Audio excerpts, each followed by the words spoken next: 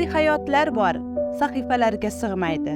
Ba'zi so'zlar bor, yurakdan chiqib, xalq qalbida abadiy yashaydi. G'afur G'ulom ana shunday yurakda bitilgan ism. G'afur G'ulom 1903-yilning 10-mayida Toshkent shahrining Qo'rg'ontepa mahallasida dehqon oilasida tug'ilgan. 9 yoshida otasidan, 15 yoshida onasidan yetim qolgan. G'afur G'ulom avval eski maktabda, so'ngra rus tuzum maktablarida ta'lim olgan. 1916-yilning kuzida G'afur o'qishga kiradi. Onasining vafotidan so'ng u ishlashga majbur bo'lgan. Ko'plab kasblarda o'zini sinab ko'rgach, u nihoyat matbaaga harf teruvchi bo'lib ishga kiradi. So'ngra pedagogik kurslarda tahsil oladi.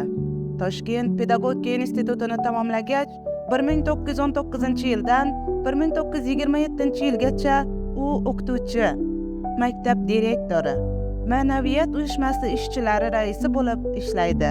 Boshidan yetimlikni kechirgan bu bola hayot sinovlarini barvaqt tatib boshladi. Ammo qalbida kuchli ixtiyor va ilmga, so'zga muhabbat bor edi.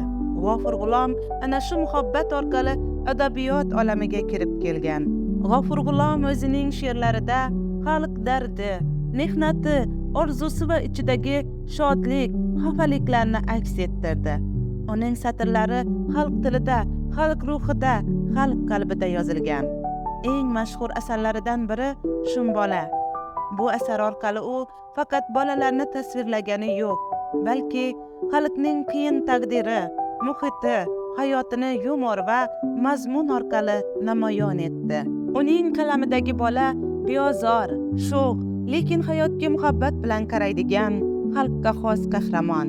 Bu obraz orqali G'afur G'ulom o'z vaqtidagi jamiyatdagi muammolarni ham fosh etadi. G'afur G'ulom o'z she'rlarida vatan, mehnat, xalq birligi, insonparvarlik, jasorat, sadoqat kabi yuksak tushunchalarni yurakdan tuyuntirgan. U xalq dardini o'z dardi deb bilgan shoir edi. Uning har bir satridan samimiyat, poklik va vatanga muhabbat ufurib turadi. G'afur G'ulom nafaqat shoir va nafisanda, balki ulkan tarjimon ham edi. U Shekspir, Pushkin, Nekrasov, Mayakovskiy kabi buyuk mualliflarning asarlarini o'zbek tiliga tarjima qildi. Bu asarlar xalqimiz uchun yangi adabiy dunyo eshiklarini ochdi. Tarjimalarida u faqat tilni emas, ruhni ham o'tkazishga harakat qildi. G'afur G'ulom 1966-yilda vafot etdi. Ammo uning nomi, ijodi, ruhi bugungi kunda ham hayot. Uning nomida ko'chalar, maktablar, kutubxonalar bor. Uning asarlari hozir ham kitobxonlar qo'lida, darsliklarda, sahnada. G'afur G'ulom so'z ustasi. Uning qalami xalq ichida o'tmish va kelajak o'rtasida ko'prik bo'ldi. Uning asarlari hech qachon eskirmaydi, chunki ular haqiqat va hayot bilan sug'orilgan. Adabiyot insonni tarbiyalaydi. So'z bilan qalbga yetib borish eng oliy maqsad. G'afur G'ulom.